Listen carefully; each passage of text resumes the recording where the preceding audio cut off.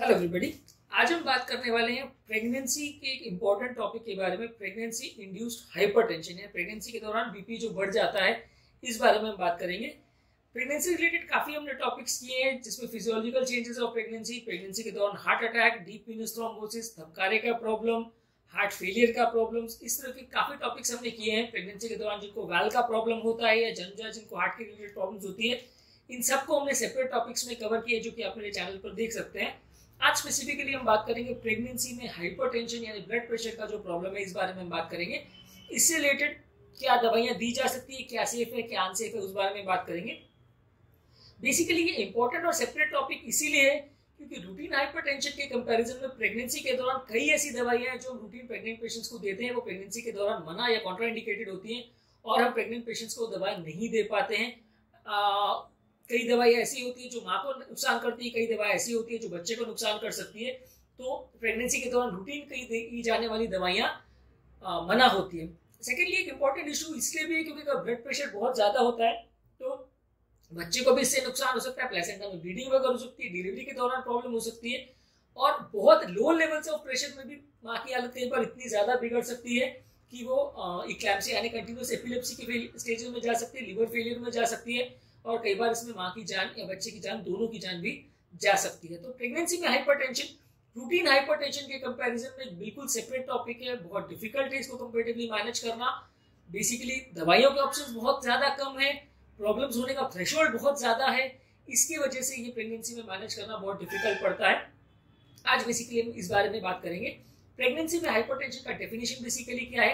ये definition basically जो regular patients में है लगभग सेम ही है। अगर ऊपर का ब्लड प्रेशर यानी सिस्टोलिक ब्लड प्रेशर 140 मिलीमीटर से ऊपर है और नीचे का ब्लड प्रेशर यानी डायस्टोलिक ब्लड प्रेशर का 90 मिलीमीटर से ऊपर है, measured on two separate occasion यानी दो अलग अलग बार में अगर इसको मेजर करके सेम रीडिंग्स मिलती है तो उसे हाइपरटेंशन लेबल करते हैं। ये 8 से 10% ऑफ प्रेगनेंसीज यानी 8 to 10% ऑफ प्रेगनेंसीज में देखा जाता है। इसकी वजह से कई तरह के कॉम्प्लिकेशंस हो सकते हैं। प्लेसेंटा में ब्लीडिंग हो जाना, जिसे एब्रप्शन प्लेसेंटा बोलते हैं। माँ के हार्ट में डैमेज होने की वजह से कई बार लंग्स में पानी भर जाता है, जिसे पल्मोनरी एडिमा बोलते हैं। एक डिसेमिनेटेड इंट्रावैस्कुलर कोएगुलेशन या DIC होता है, जिसमें कि बॉडी में अलग अलग जगह में क्लॉटिंग चालू हो जाती है और माँ और बच्चे दोनों की जान जा सकती है। ब्रेन में ब्लीडिंग यानी सेरेब्रल हेमरेज हो सकता है, किडनी फेलियर, लिवर फेलियर हो सकता है। ये प्रॉब्लम्स माँ में देखी जा सकती है ब्लड प्रेशर की वजह से। इसके अलावा बच्चे में क्या प्रॉब्लम्स हो सकती है।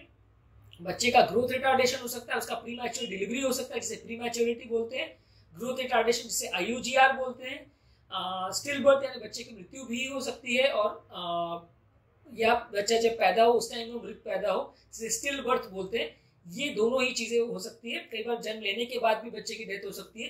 तो इस तरह की प्रॉब्लम्स हाई ब्लड प्रेशर से रिलेटेड हो सकती है, और ज्यादातर ये थर्ड ट्राइमेस्टर ऑफ प्रेगनेंसी यानी प्रेगनेंसी के तीसरी तिमाही में ज्यादा प्रॉब्लम क्रिएट करता है। ज्यादातर ब्लड प्रेशर जो है वो प्रेगनेंसी से रिलेटेड 5 to 7% प्रेग्नेंट लोगों में होता है, और अगर ये प्रेगनेंसी रिलेटेड हाइपरटेंशन होता है तो 20वें सप्ताह यानी 20 वीक्स ऑफ प्रेगनेंसी के बाद ज्यादा देखने को मिलता है।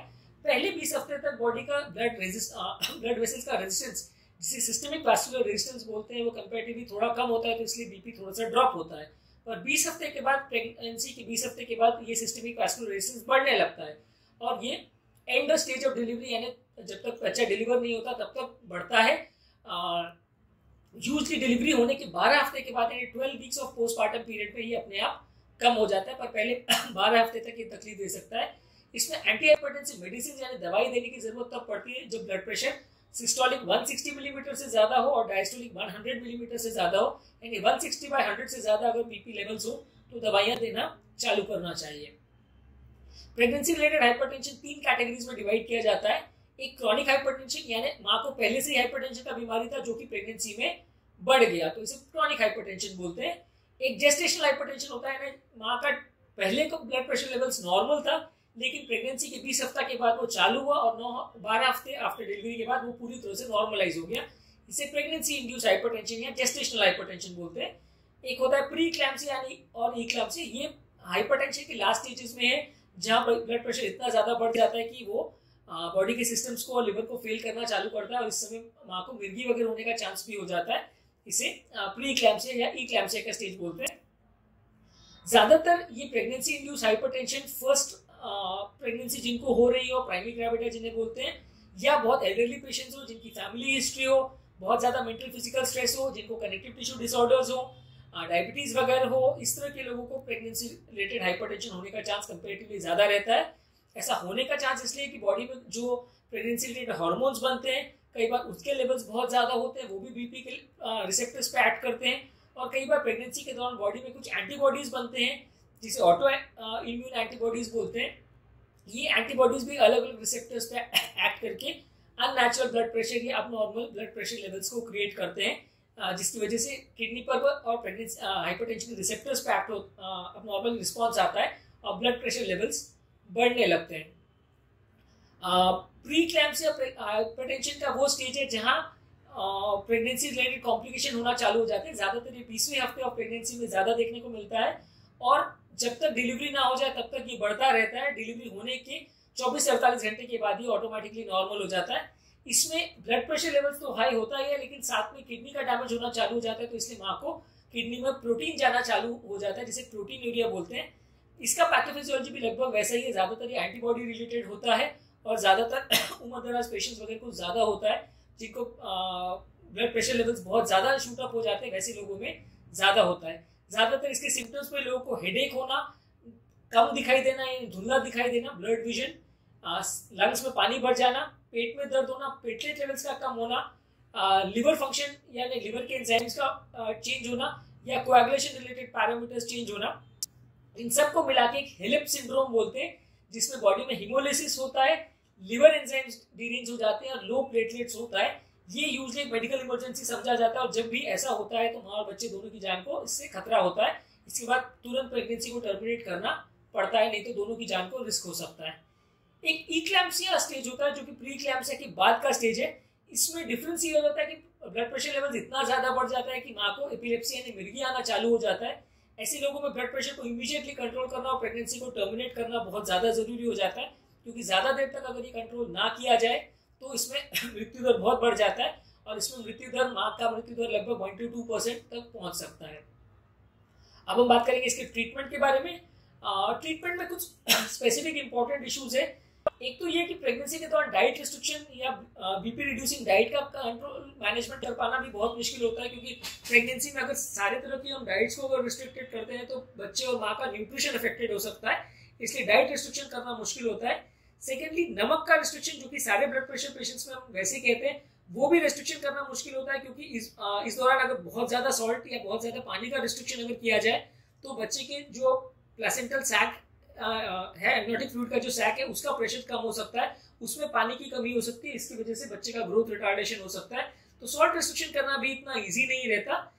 और कई तरह के मेडिसिन जो है जो रूटीनली ब्लड प्रेशर के लिए हम यूज करते हैं वो माँ और बच्चे दोनों के लिए डेंजरस रहता है, इसलिए मेडिसिन को भी कई बार प्लान करना बड़ा मुश्किल रहता है। एज फार एज पॉसिबल हम मिनिमम मेडिसिन पे ही यूज करते हैं।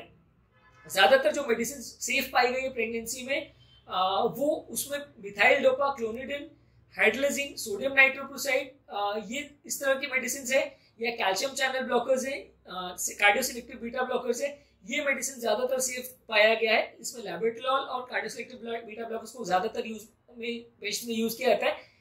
एम्लोडिपिन और निफेडिपिन, ये कैल्शियम चैनल ब्लॉकर्स है, इनको काफी पेशेंट्स में यूज किया जाता है।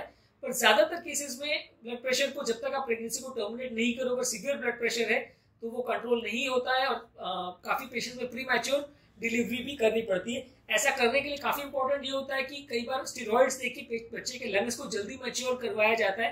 5वें महीने के बाद कई बार स्टेरॉइड्स देके बच्चे को लंग्स को प्री मैच्योरली उनको मैच्योरिटी करवाई जाती है, ताकि अगर जल्दी डिलीवरी भी अगर करना पड़े तो उसे प्लान किया जा सके।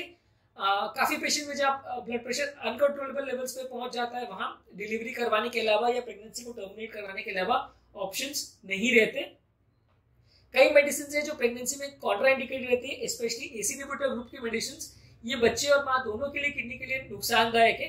नॉन कार्डियोसिलेक्टिव बीटा ब्लॉकर्स यानी जो हार्ट पर असर करने के अलावा पूरी बॉडी पर असर करते हैं, ये सब भी माँ और बच्चे दोनों के लिए डेंजरस है। तो इस तरह की मेडिसिन को प्रेगनेंसी के दौरान नहीं यूज करना चाहिए।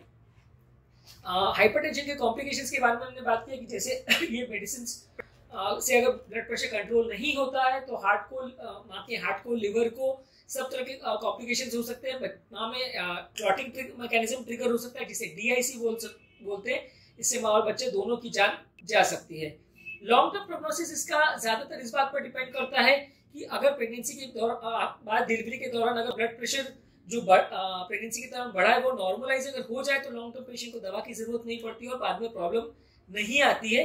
लेकिन अगर किसी को एसेंशियल हाइपरटेंशन और डिलीवरी के बाद भी वो कंटिन्यू रहता है, या कुछ परसेंटेज ऑफ पेशेंट में जिनको जेस्टेशनल हाइपरटेंशन भी होता है, वो अगर डिलीवरी के बाद बढ़ जाता है या कंट्रोल नहीं होता तो कभी कभी उसे मैनेज करना मुश्किल पड़ता है और लॉन्ग टर्म वो माँ और बच्चे दोनों को अफेक्ट कर सकता है।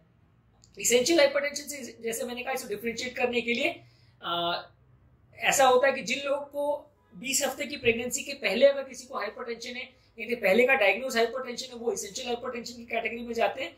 ये लोगों में ब्लड प्रेशर लेवल्स 20 हफ्ते से ज्यादा पहले भी डिटेक्ट होता है और डिलीवरी होने के 12 हफ्ते के बाद तक भी ये परसिस्टेंट रहता है। इसमें प्री इक्लैम्सिया होने का चांस कंपैरेटिवली ज्यादा रहता है, ऑलमोस्ट 20 से 25% लोगों को इसमें प्री इक्लैम्सिया हो सकता है। बेसिकली प्रेगनेंसी इंड्यूस्ड हाइपरटेंशन एक सेपरेट और डिफरेंट टॉपिक इसलिए क्योंकि ये मैनेज करना काफी मुश्किल होता है। कई बार अगर पेशेंट इक्लैम्सिया के स्टेज में चल जाए तो रेगुलर मेडिसिन को भी रिस्पॉन्ड नहीं करता है और एंटी एपिलेप्टिक यानी मिर्गी कंट्रोल करने वाली दवाओं को बहुत अग्रेसिव डोज में, खासकर मैग्नीशियम सल्फेट को यूज किया जाता है। इस तरह की मेडिसिन को बहुत अग्रेसिव डोज पे यूज करना पड़ता है और कई बार इससे माँ और बच्चे दोनों को बचाना मुश्किल पड़ता है। इसीलिए ये टॉपिक कॉमन व्यक्ति के लिए इंपॉर्टेंट है, क्योंकि प्रेगनेंसी के दौरान होने वाला हाइपरटेंशन रूटीन हाइपरटेंशन से मैनेज करना मुश्किल भी होता है, दवाओं के ऑप्शंस कम होते हैं, कॉम्प्लिकेशंस होने का रेट ज्यादा रहता है। हमारे इस चैनल का बेसिक पर्पस ये है कि हार्ट और हार्ट रिलेटेड जो भी बीमारियां हैं उस बारे में हम पेशेंट्स को और उनके रिलेटिव्स को एजुकेट करना चाहते हैं, ताकि वो अपने ट्रीटमेंट में अप्रोप्रिएटली इन्फॉर्म्ड हो और डॉक्टर के साथ प्रॉपर्ली अपनी बीमारी को डिस्कस करके बीमारी में उसके ट्रीटमेंट में सहभागी बन सके। अगर आपको हमारे चैनल का कॉन्सेप्ट अच्छा लगता है तो हमारे वीडियोस को लाइक कीजिए, हमारे चैनल को सब्सक्राइब कीजिए और अगर आपके फ्रेंड्स और रिलेटिव्स को आपको लगता है कि चैनल का कंटेंट यूजफुल हो सकता है तो उसके लिंक को उनके साथ शेयर करें।